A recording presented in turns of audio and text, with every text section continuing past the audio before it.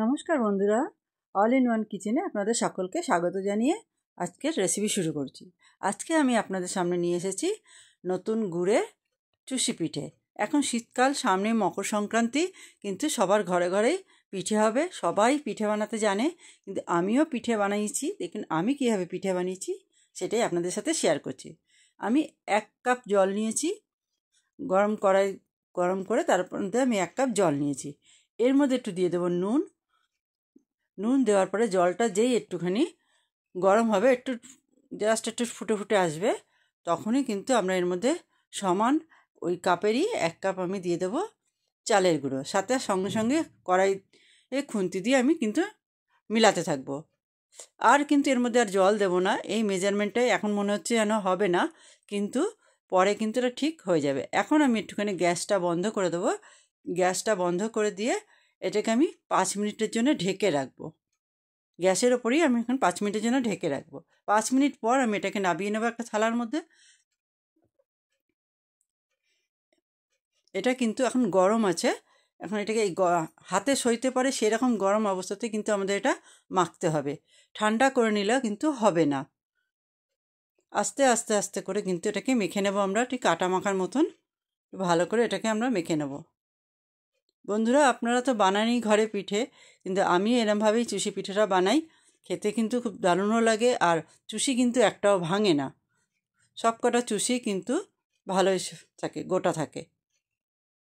আর যদি বন্ধু আপনাদের ভালো লাগে তাহলে অবশ্যই একটা লাইক করে দেবেন, আর বন্ধুদের সাথে শেয়ার করতে ভুলবেন না।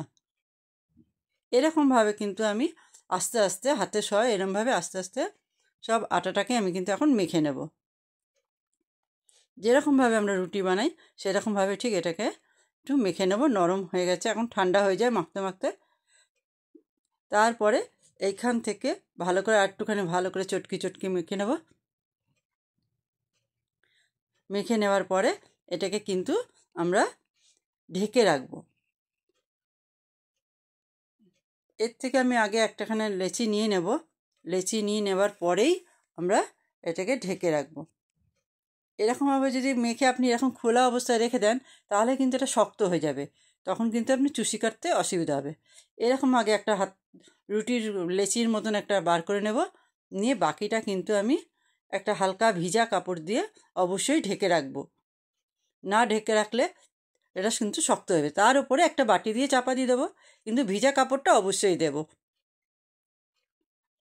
এখন আমি চুষি কেটে নেব।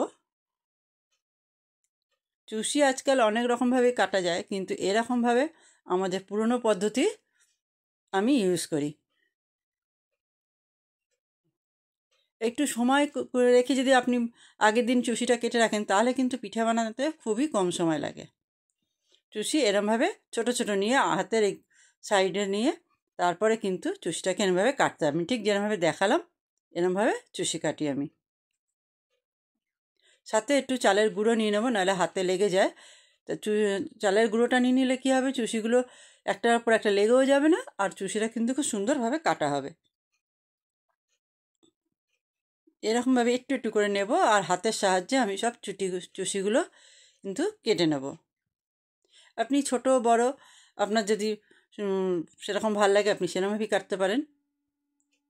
আমার কিন্তু চুষি কাটা প্রায় শেষ, আর একটুখানি আছে। মাঝে মাঝে একটু চালের গুঁড়ো ছড়িয়ে দিতে হবে, তাহলে আর চুষিগুলো লেগে যাবে না।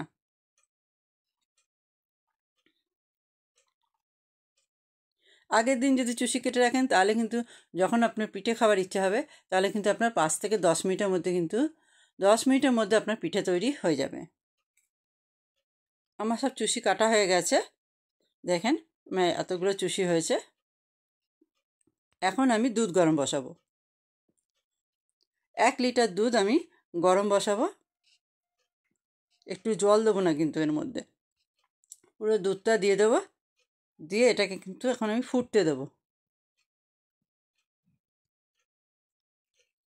তার আগে আমরা এর মধ্যে একটুখানি দিয়ে দেবো, আপনি চাইলে ইচ্ছা করলে একটু এলাচ দিতে পারেন, কিন্তু নতুন গুড়ের এতে অনেকে আবার এলাচ দেয়ও না, কিন্তু আমি একটু এলাচ দিই। এলাচের গন্ধটা আমার কাছে খুব ভালো লাগে। দিয়ে একটু দুধটা এখন ফুটবে। আমি এরকম নতুন গুড় নিয়ে এসেছি, দেখুন একটা এটা 500 গ্রামের আছে। আমি এখান থেকে কিছুটা গুড় নিয়ে নেব। ফ্রিজে রেখে দিয়েছিলাম, তাই জন্য একটুখানি শক্ত হয়ে গেছে, বেশিও শক্ত হয়নি আবার, কিন্তু আমার হাত দিয়ে আমি পারি না।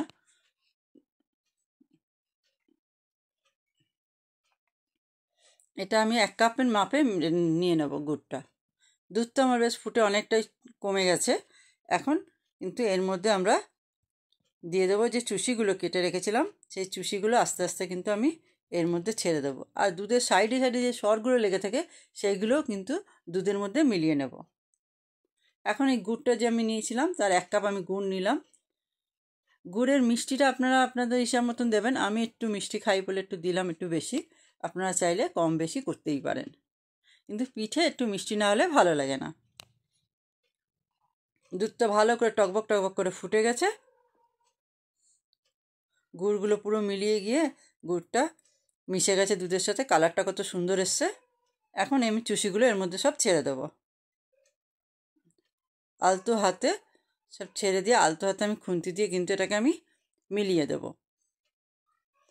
জোরে জোরে না, একদম আলতো হাতে মিলাবো।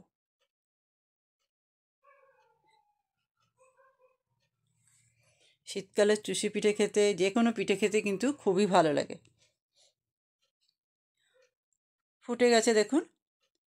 চুষিটা হয়ে গেলে চুষি কিন্তু দুধের ওপরে ভেসে আসবে, তখনই বোঝা যাবে যে চুষিটা সেদ্ধ হয়ে গেছে।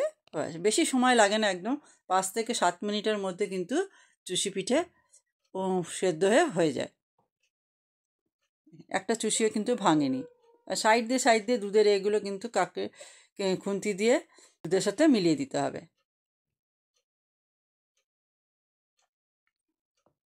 চুষিগুলো পুরো ভেসে আসছে,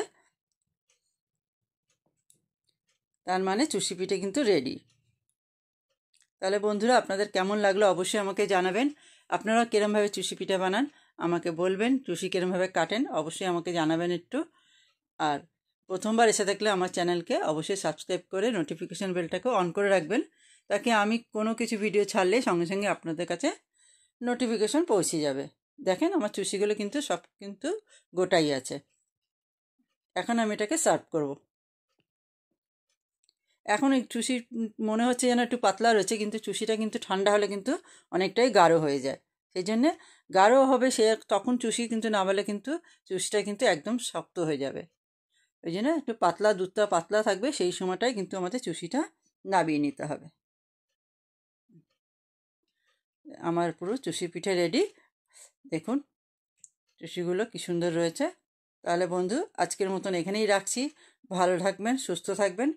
পরের ভিডিওতে আবার দেখাবে আপনাদের সাথে। নমস্কার।